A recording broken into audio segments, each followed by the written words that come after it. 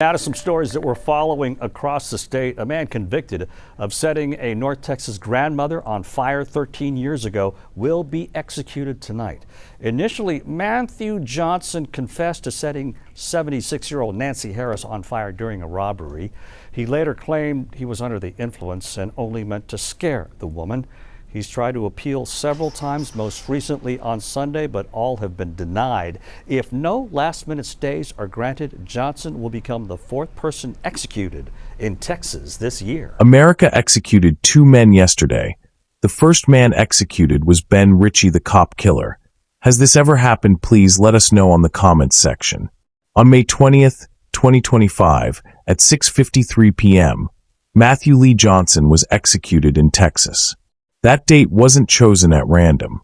It was chosen on purpose, according to Nancy Harris. Nancy was the woman Matthew murdered in cold blood, and the execution happened exactly 13 years after the day she was set on fire. Her son said he requested that date when the Attorney General's office asked the family if there were any days they did not want the execution to take place. He told them, "I want it on the same day she was attacked." And for once, the system agreed. Matthew Johnson's crime wasn't an accident. It wasn't a mistake made in fear. What he did was planned and violent. It left a family broken and a community in shock. Even now, years later, Nancy's loved ones carry the pain of that day. The images, the news stories, and the trial. And in this video, we're going to walk through what happened, from the moment of the crime, to Matthew's arrest, his years on death row, and finally, to the last 24 hours of his life. We'll talk about his last meal, his last words, and who stood behind the glass to watch him die. But before all of that, we have to go back. Back to a quiet Sunday morning in Garland, Texas, in 2012. A grandmother opened up the convenience store, like she had done many times before. She was 76 years old, kind, faithful, and hardworking. She had no idea what was coming. And by the end of that day, she'd be fighting for her life, and a whole family would be praying for a miracle that would never come. Wasn't. If you found this story compelling, don't forget to like, subscribe, and turn on the notification bell. We dive deep into the final moments, forgotten stories, and complex truths behind life on death row. Your support helps us continue to shed light on the voices often left unheard. On May 20th, 2012, 76-year-old Nancy Harris went to work at Fina Whip-In convenience store, Garland, Texas. She had done this for years. She liked the quiet hours. She always kept a smile and treated customers with kindness. But that morning, everything changed. Shortly after, at 7 a.m., Johnson entered the store carrying a lighter and a bottle later confirmed to be filled with lighter fluid. He went behind the counter, poured the fluid on Harris, and demanded money. Harris opened the register, and Johnson took the cash, coins, her ring, 2 lighters, and 2 packs of cigarettes. She handed everything. After getting what he wanted, he was about to leave the convenience store. Then he turned around and lit the lighter and set Nancy on fire. He had no reason why he turned and lit her on fire. She didn't call the cops on her. He was allowed to go, with everything handed over to him. She ran out of the store screaming and covered in flames. A neighbor saw her and used a garden hose to put out the fire. Even while burning, Nancy had the presence of mind to run back into the store to hit the emergency gas shutoff switch, so no one else would be hurt. She then collapsed. Nancy was taken to the hospital. She lived for 5 more days. At that time, she was in extreme pain, but she still gave police Matthew Johnson's name. That bravery helped lead to his arrest just hours later. The act was so violent and heartless, Nancy's family called it pure evil. Her son later said, "You don't fill a Coke can with lighter fluid by accident. That takes planning. That's called premeditation." And after the full story came out, no one could argue with him. Matthew Johnson was arrested the same day. The security footage clearly showed him pouring fluid over Nancy Harris and lighting her on fire. Police found him and brought him in. He admitted what he did, but tried to claim he was high on drugs and didn't fully realize his actions. He said he was sorry, but Nancy's family didn't believe him. During the trial, The courtroom was packed. The jury watched the video. They saw Nancy burn. They listened to her final words from the hospital bed. Her sons spoke about the pain, the loss, and the way their lives were torn apart. One of Nancy's sons gave powerful testimony. He said that not long before the attack on Nancy, Matthew had also tried to set fire to his own apartment, while his wife was still inside. He had blocked the door and lit the front of the apartment on fire. His wife barely escaped. That story wasn't part of the original news coverage, but it showed a pattern. Nancy's son said the mercy his wife and children got was him being removed from their lives. Matthew also claimed he wanted mercy, not for himself, but for his wife and kids. Nancy's son called that excuse pure BS. In 2013, the jury found Matthew Johnson guilty of capital murder. They agreed the crime was deliberate, cruel, and unforgivable. They chose the death penalty. For Nancy's family, it was justice, not revenge, but peace. A message that what happened that day would not be ignored. But a sentence is just the start. What came next was years of waiting, years of appeals, and years of remembering the pain caused by one man's heartless choices. After the trial, Matthew was sent to the Polunsky unit, home to Texas's death row. There, inmates are locked alone for nearly 23 hours a day. It's quiet, cold, lonely. Just a metal bed, a toilet, a small sink, and a solid steel door. No human contact.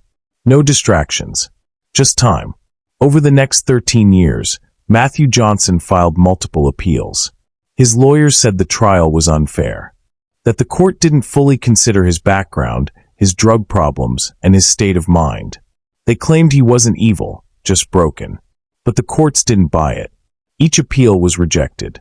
Judges read over the files, reviewed the footage, and heard from Nancy's family again. The facts never changed. Johnson had entered the store prepared to burn someone alive. He did it even after Nancy begged, even after she gave him money and jewelry. And through those years, Nancy's family waited. The wound stayed open. There was no closure, no peace. Then, in early 2025, the Attorney General's office contacted Nancy's family. They asked if there were any dates they wanted to avoid for the execution. Her son made one request: make it May 20th, the same day she was attacked. For 13 years, that date haunted them. Now, it would be the date justice came full circle. The request was granted. The execution was scheduled. The family was notified. For Matthew, the countdown to his final day had officially begun. On May 20th, 2025, Matthew woke up in the death watch cell, just a few feet from the execution chamber. The walls are thick, the light is dim, and everything follows a strict routine. This would be his last day alive. He was quiet, calm. There were no outbursts, no more appeals, no more protests. He spent the day mostly in silence, reading scripture and speaking with his spiritual advisor. He was allowed one last phone call. He used it to speak with family. The contents of the call weren't made public, but prison staff said he was emotional. There were no angry words, just a quiet goodbye. For his final meal, Matthew did not request anything special. Because in Texas, death row inmate awaiting execution are not granted final meal. In 2011, Texas state lawmakers passed a bill eliminating the option for inmates to request a special last meal before execution.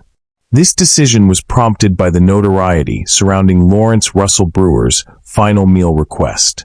Brewer, a white supremacist convicted of murdering a black man, James Byrd Jr., in a hate crime, had requested and received a large, elaborate meal, which some found insensitive given the brutality of his crime. The bill's sponsor argued that the practice was no longer necessary and that the state shouldn't indulge inmates in such privileges before their execution. Since then, Texas Department of Corrections policy has been to provide inmates with the same meal as other prisoners. So that night, it was baked chicken, mashed potatoes, green beans, white bread, and sweet tea. He only ate a few bites. At 6:30 p.m., he was taken to the death chamber. He was strapped to a gurney. IVs were placed in both arms. Behind the glass, two groups entered, his spiritual advisor and lawyer on one side, and Nancy's family on the other. At 6:45, the warden asked if he had any final words. Matthew turned to Nancy's family and said, "As I look at each of you, I can see her that day. I ask for your forgiveness. I never meant to hurt her." He paused. "I pray she's the first person I see when I open my eyes." At exactly 6:50 p.m., the lethal injection process began. The room was silent. Matthew closed his eyes and took one final breath. Within minutes, his breathing slowed. At 6:53 p.m., he was pronounced dead. Behind the glass, Nancy's family stood still. Her sons, her daughters-in-law, her granddaughter. They didn't cheer. They didn't cry out. They simply watched the man who had taken so much from them leave this world. Not the same way Nancy had, but with far more peace. Outside the prison, a few protesters stood. A few supporters of the death penalty were there too. But there were no big crowds. No reporters shouting questions. Just a gray sky, and the closing of a chapter 13 years in the making. Nancy Harris died in pain, but with incredible bravery. Even while burning, she thought of others, shutting off the gas to keep the store from exploding. That act likely saved lives. Her son said it best. That's who Mom was, always thinking of others, even in her final moments. Matthew Johnson's name is now part of a long list of Texas executions. But for Nancy's family, the story isn't about numbers or laws. It's about a woman they loved, a life taken too soon, and a promise to never forget. They don't celebrate what happened that day in Huntsville, but they do carry something with them now that they didn't before: peace. A little peace after years of pain.